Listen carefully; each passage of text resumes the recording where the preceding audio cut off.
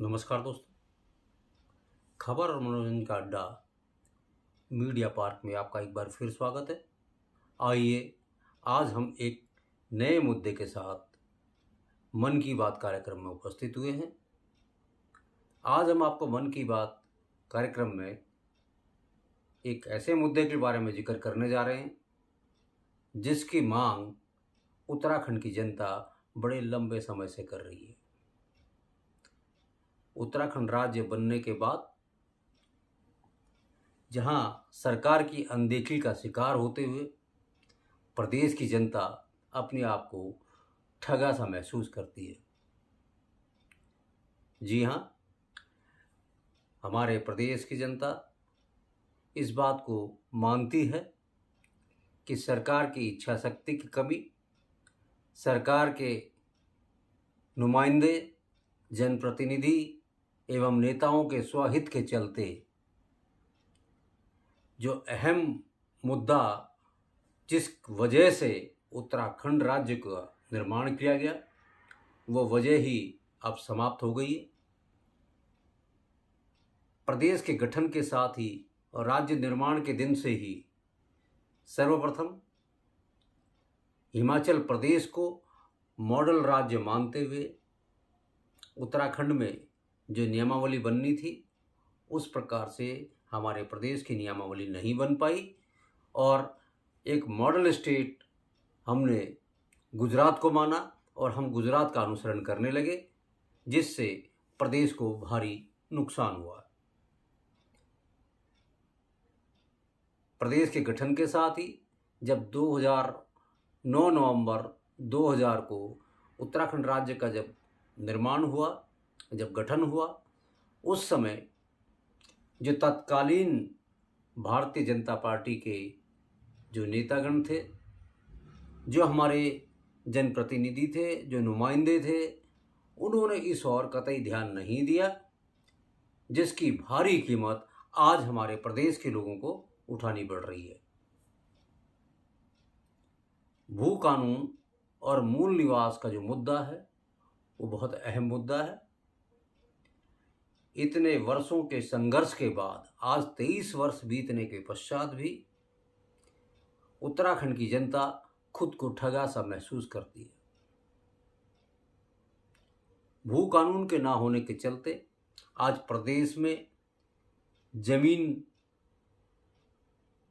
और जो राजस्व का जो कानून है वो लचर होने के कारण प्रदेश के बाहर से लोगों ने बेतरतीब हिसाब से बिना किसी नियम शर्तों के सब जगह ज़मीन खरीद डाली। प्लेन हो या पहाड़, उत्तराखंड में गढ़वाल हो या कुमाऊं, हर क्षेत्र में प्रदेश के बाहर के लोगों ने बेशुमार ज़मीन खरीदी और आज उत्तराखंड के लोग जिन्होंने ज़मीन उनको बेची, आज वे लोग उन्हीं के घर पर काम करने को मजबूर हैं। ये सरकार की अनदेखी रही है। सरकार ने या सरकार के नुमाइंदों ने, आमजन के जनप्रतिनिधियों ने अपने लाभ के लिए सस्ते दाम पर और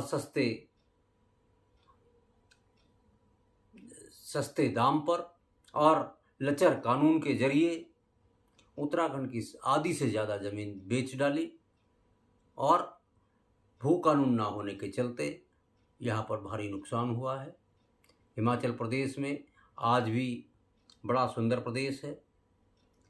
उत्तराखंड भी हिमाचल की भांति ही सुंदर प्रदेश हुआ करता है, लेकिन यहाँ भीड़, यहाँ पर लोगों की आमद, यहाँ पर लोगों द्वारा इसका व्यवसायीकरण करना, स्कूल, कॉलेज, होटल और इस तरह के कई चीज़ खोल करके और यहाँ के लोगों का रोज़गार को जो है बिल्कुल पूरी तरीके से समाप्त कर देना, ये सरकार की सबसे बड़ी भूल रही है। आज भी सरकार के लिए यह कोई मुद्दा अहम नहीं माना जा रहा। सरकार जहाँ पर यूनिफॉर्म सिविल कोड को लागू करने के लिए उतावली नज़र आती है, वहीं जिस मुद्दे के लिए लोग संघर्षरत हैं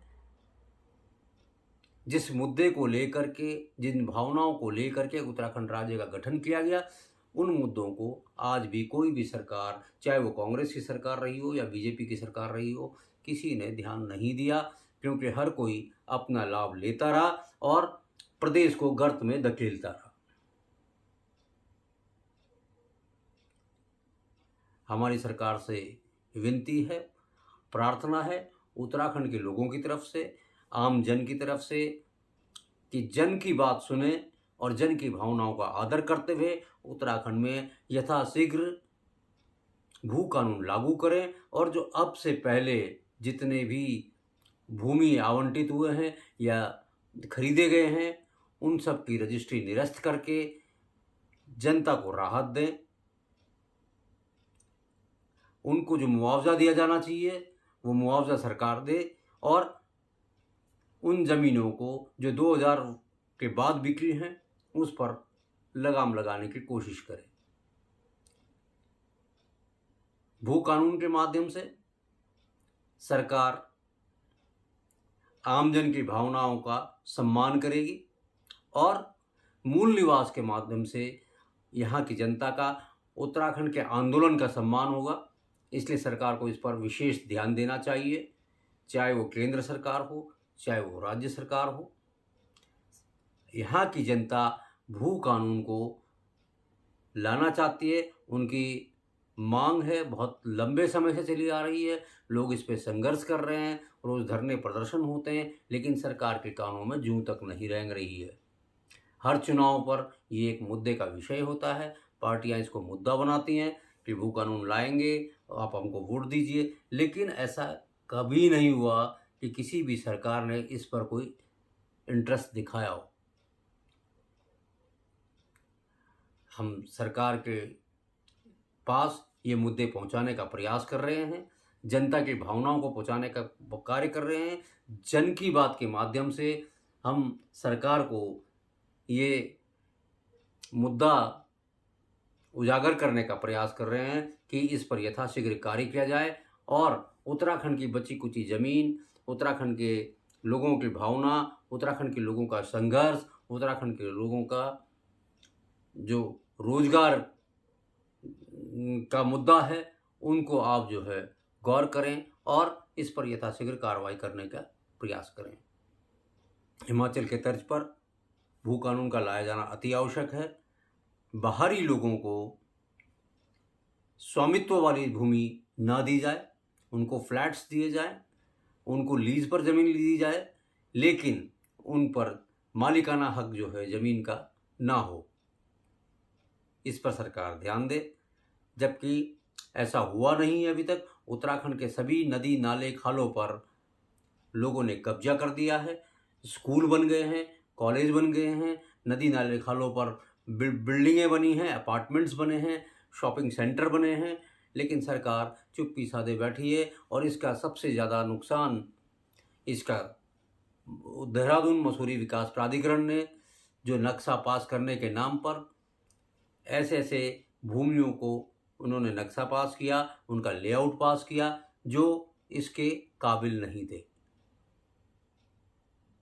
इससे प्रदेश को बहुत भारी नुकसान हुआ है, जनता इससे बड़ी आहत हुई है और उनका विश्वास प्राधिकरण के ऊपर से, उनका विश्वास सरकार के ऊपर से पूरी तरीके से हट चुका है, उठ चुका है।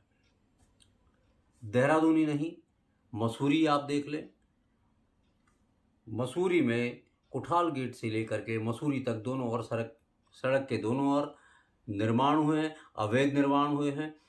पहाड़ी काट काट करके वहाँ पर जो है होटल बनाए गए हैं, रिजॉर्ट बनाए गए हैं, लेकिन सरकार, जबकि सुप्रीम कोर्ट के आदेश के बावजूद, सुप्रीम कोर्ट के स्पष्ट आदेश हैं कि मसूरी में कोई भी निर्माण कार्य नहीं किया जाएगा, बावजूद इसके सरकार की अनदेखी या सरकार के मंत्रियों की मिलीभगत, प्राधिकरण की मिलीभगत, बिल्डर कॉलोनाइजर की मिलीभगत और बड़े बड़े व्यवसायियों को ये भूमि, ज़मीन, पहाड़ दे दिए गए हैं, और जिससे आने वाले समय में, जो कि भूकंप जोन में, जो देहरादून है जोन 5 में आता है, भूकंप के क्षेत्र माना जाता है, यहाँ पर बहुत भारी नुकसान होने की संभावना है।